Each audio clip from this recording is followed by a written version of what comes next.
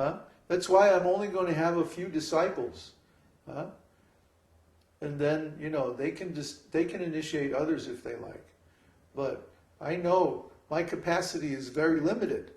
But Prabhupada had at least 5,000 to 7,000 direct disciples and many, many more indirect disciples who came to his different temples and worshipped and so on. We can't really comprehend what it would take, the kind of potency required to make that many disciples. It's huge. It's huge. We are just kind of a very minimum guru compared to Srila Prabhupada. Prabhupada is like the Acharya. He's a major figure in the devotional lineage. So we're just trying to follow in his footsteps a little bit, as much as possible. But at the same time, we're not willing to compromise. Even though our potency is so much less, we still want to follow his program exactly as far as is possible for us. But that means we don't want to compromise. We don't compromise on the philosophy. We don't compromise on the practices. See, ISKCON made so many compromises because they wanted to be big. They wanted to have lots and lots of people. They thought that was success, you see. So they compromised. Prabhupada said in 1972, we have enough men now. We don't need to recruit any more men. What we need to do is train up the people we've got to a very high standard of Krishna consciousness. In other words, he wasn't satisfied with the standard. He wasn't happy with the level of understanding of the devotees. He wanted them trained up to be better, more fixed up devotees. But unfortunately, his disciples didn't listen to him. And they kept recruiting. Instead of concentrating on the quality, they went for the quantity. This was a big mistake. So we are determined not to make the same mistake. We're going to concentrate on the quality. If we get 5 disciples who actually understand and can actually practice this science of Krishna consciousness, this devotional esoteric teaching of the Vedas, that will be more than enough. Prabhupada always said, if I had 5 good disciples, I could conquer the world. Well, he conquered the world anyway. Unfortunately, it didn't last. After Prabhupada disappeared, his so-called leading disciples, they made more big mistakes. They declared themselves guru, and then they set up a committee to make more gurus, even though this is specifically prohibited by Bhakti Siddhanta and Srila Prabhupada. So, of course, the whole thing became dilute. Huh? Similar things should have happened after Chaitanya's disappearance. Well, they did. That it degraded so fast after so much. Yeah. That, for example, the descendants of Lord Nityananda and Advaita Acharya both started what's called a seminal lineage, where you have to be born into the lineage to be a guru, passing down the title of guru to their sons and grandsons, a caste system. Yeah? But one of the first thing that Lord Caitanya said to Ramananda Rai when he asked him what is the essence of Vedic Dharma, Ramananda Roy, the first thing he answered was the Varnashrama system. Lord Caitanya said, no, I don't accept that. That's just external. And even that he was talking about the real Varnashram system, which is based on quality, not birth. So what to speak of real Varnashram, then they made phony Varnashram based on birth. And they tried to say that's how Guru is passed down. So they fell down. And the same with the the followers or family of Lord Nityananda. Now there's also a real disciplic line that comes from Lord Nityananda, which is still going today in parts, in Panihati and places like that in India. See? So there's a real disciplic succession and there's a false disciplic succession that appears externally to be devotees.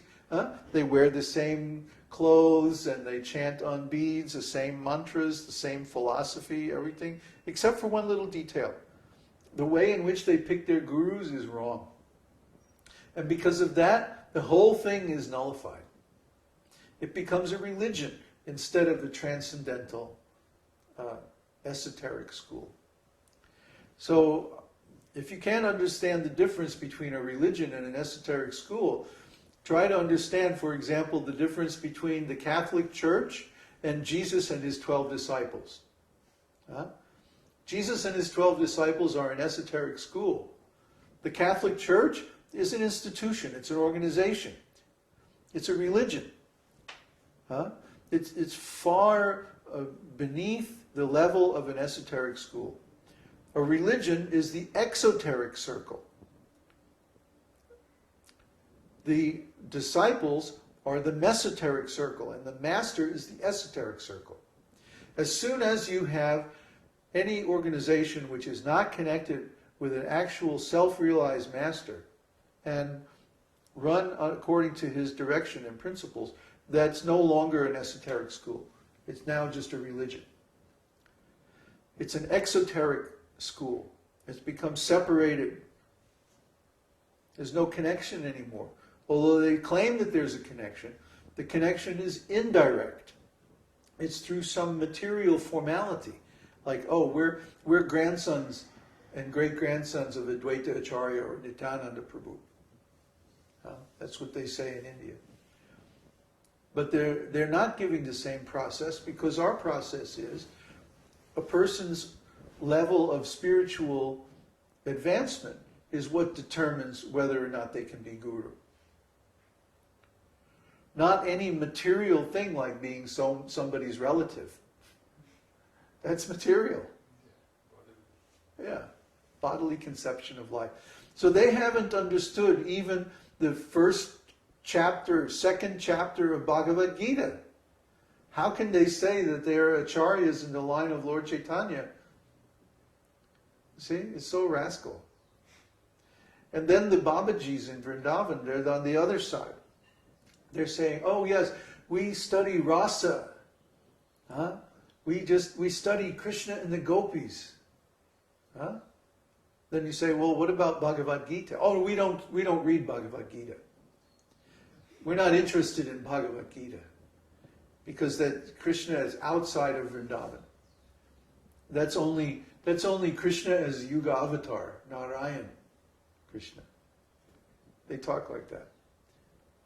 They don't understand that Arjuna and Krishna on the battlefield of Kurukshetra, this is also rasa. See? They don't see how this is also rasa. That means they don't understand rasa at all, really. They say rasa is only conjugal love. They don't understand that Arjuna and Krishna are friends. They're in friendly rasa. Vatsalya rasa, parenthood. They don't understand these things. They miss. And they say that rasa is only conjugal love. It's only gopis. No. What about Krishna's father and mother in parenthood? What about Krishna's servants? The Yadu dynasty, they were all Krishna's servants. Even his father and his father or grandfather Ugrasen said, I'm Krishna's servant.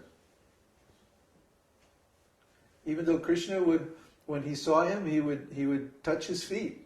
He was my grandfather. But he considered himself Krishna's servant. Even Bhishma, the great warrior, the grandsire of all the Kurus, he considered himself Krishna's servant. So this is rasa. And the whole battle of Kurukshetra and all of this is all rasa. But you have to see it like that. You have to understand what is rasa, what is transcendental emotion. Then, if you see it like that, then you can understand the mood of the Lord and the interactions between him and his devotees. But you have to see like that. You have to penetrate to that level of understanding of the scriptures. Then you can understand. Otherwise you'll be cheated.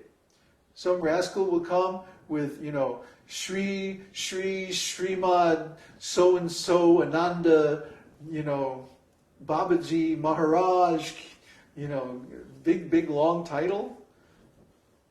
And, he'll be very, fixed up and carry the big danda and all the pink skirts and the whole thing. And you'll say, oh, it's very nice devotee. Yes, Guru, yes. No. Because they're not teaching the same rasa tattva as given by Lord Chaitanya and his direct disciples, Rupa and Sanatana Goswami.